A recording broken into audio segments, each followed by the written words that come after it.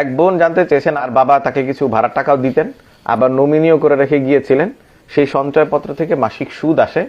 তার মা চান যে ওই সুদের টাকাটা আসতে থাকুক এবং এই টাকাটা উনি গরিবদের মধ্যে সওয়াবের নিয়ত ছাড়া দিয়ে দিবেন।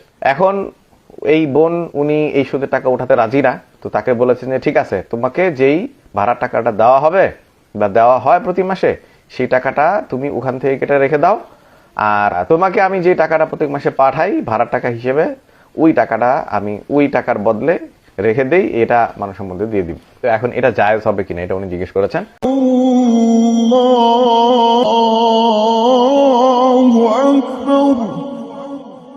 তো মূল কথা হলো যে ভাড়ার টাকা গ্রহণ করা এটা তো আপনার অধিকার, যেহেতু আপনাকে দেওয়া হয় আপনি ভাড়ার টাকা গ্রহণ করতে পারেন, কিন্তু জেনে বুঝে যেই টাকাটা সম্পূর্ণ হারাম, হারাম টাকাকে গ্রহণ করার বৈধতা শরীয়তে দেওয়া হয় না।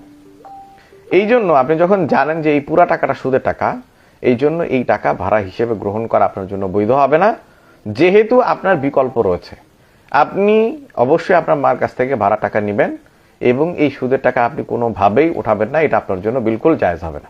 মানুষকে দিয়ে দিব, মানুষকে দান করে দিব, সওয়াবের নিয়ত ছাড়া দান করে দিব, এই নিয়তে হারাম মাল কামাই করার, হারাম মাল গ্রহণ করার কোনো সুযোগ শরীয়তে রাখে নাই।